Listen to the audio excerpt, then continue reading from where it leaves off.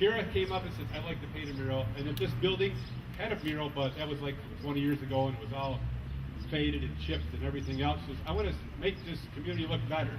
I want to involve the kids. All those kids that got all those red shirts on and say Gold Chasers, I want to involve them. I want them to plan this mural. I want them to prepare it. And I want them to have a say. I want them to do positive things in their community. And she organized this and got Chip and Corky to come into our community and work with those kids and paint this incredible mural that we'll learn more about now. So without further ado, Kyra Yon with the Gold Chasers.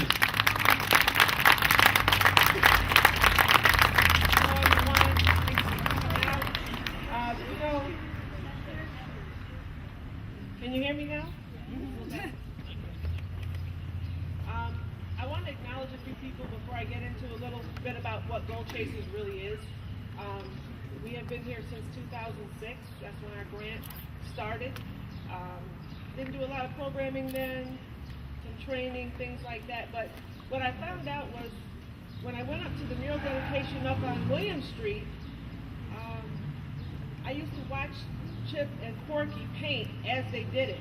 I didn't just go to the mural dedication. On lunchtime, I would go up and I'd watch them paint and piece it apart and do their thing. And I'm, oh, I love this. I'm loving this.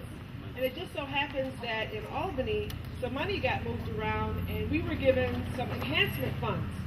Well, what better time to embark on something this large when you have extra money in your budget? So as it turned out, we got the extra money. Albany loved the idea. We had to get permission from the Department of Health, who funds our program. They have done murals in other CBAT programs across the state. So we're not the first one that they have funded.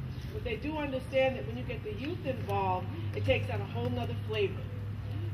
We couldn't have done this without the help of my senior management because this is their building, which is really our building. And so I'd like to bring up our CEO, Ms. Cooper, okay, our CEO, and the Community and Services, Senior Services Administrator, Donna, who is my immediate supervisor. She's the one that was on the phone with me with Albany saying, sounds like a good idea? Yeah, exactly. Sounds like a great idea, let's do it. What is Gold Chasers? And I wrote a few things down because I want to stay on point. I know we're on a time schedule, so I want to stay focused. CBAP is the name of the grant. CBAP, Community-Based Adolescent Pregnancy Prevention Program. That's a mouthful. Most people don't remember it. So what I found is that other CBAP programs across the state had names. We did not want to name our group without having a group of kids do the naming. So we went into Lyons School District at lunchtime and in Sodas, where our two sites are, and we had a contest. And we asked the kids to actually come up with the name for our program. Well, with a lot of the youth development things that we do, the name is based on some of the things that we do. When people hear pregnancy prevention, a lot of assumptions happen.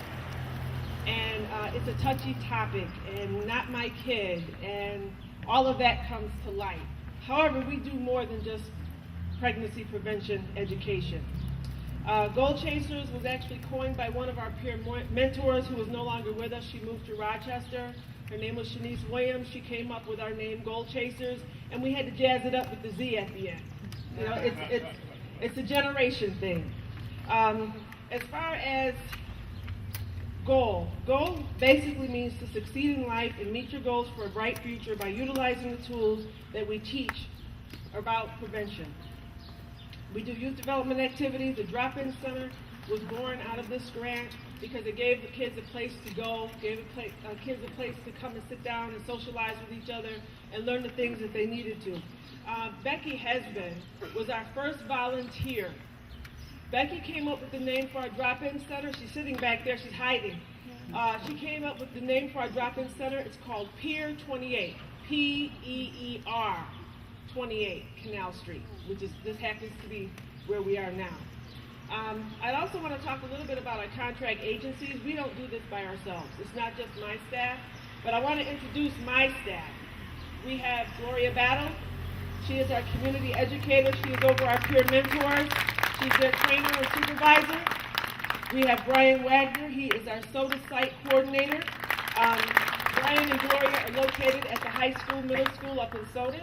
And we also have our new person here. We have Jenny Holly. She is our Lion Site Coordinator, and she's the person that runs the Peer 28 program.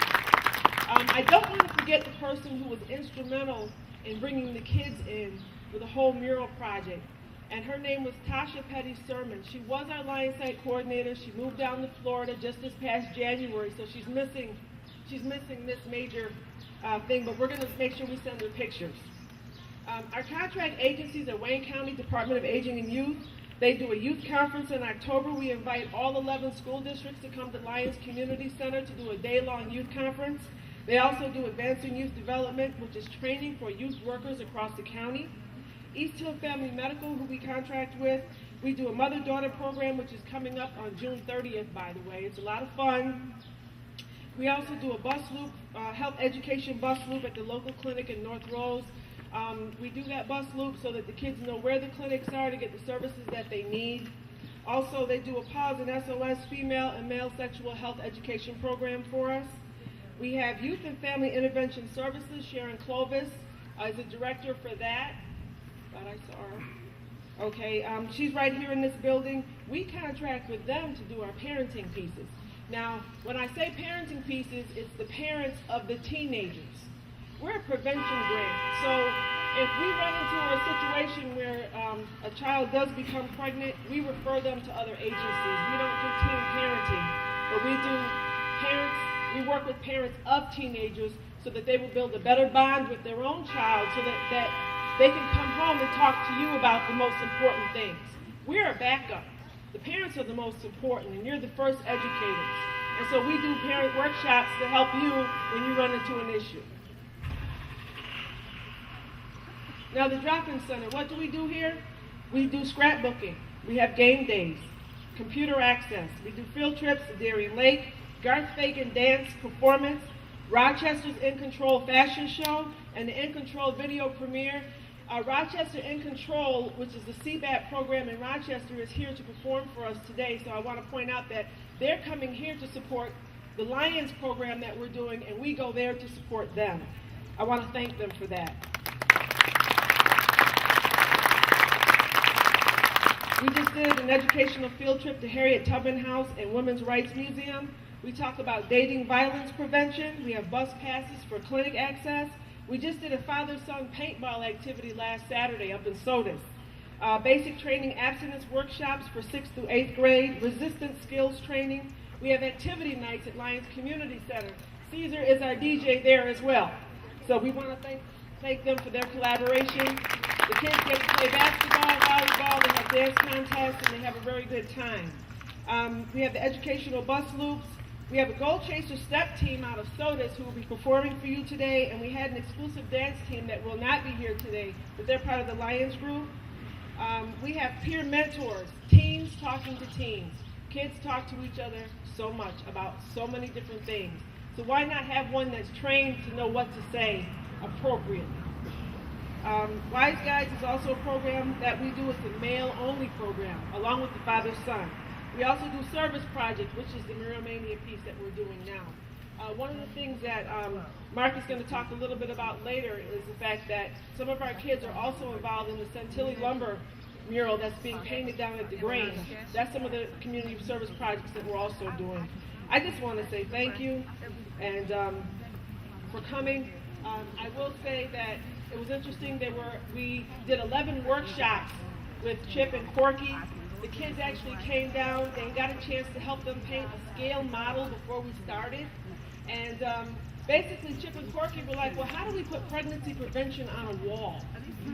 How do you paint that so that it's appropriate?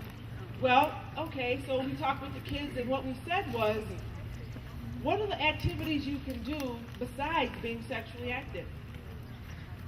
Well, the kids said, let's see. Let's play baseball. It's on the wall. Let's ride our bikes. It's on the wall. Let's fly kites. It's on the wall. Plant some trees. It's on the wall. At the far end, we have migrant workers as well. Wayne County is known for that, and our apple crop.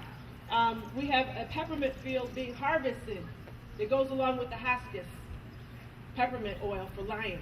So we try to keep it within the local history. Corky and Chip were excellent in doing their research and having Canal Street back in the day. Yes. That's what this used to look like right here. So they did a wonderful job, and they included the Erie Canal down at the far end, and it goes right around to the back of the building. And the kids painted the flowers on the back of the building, around the back. When you get a chance to do the tour, you'll see it. And also the tree on the very end, you'll see where they put up their handprints.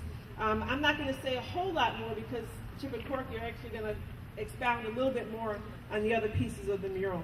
But I just want to say thank you for coming.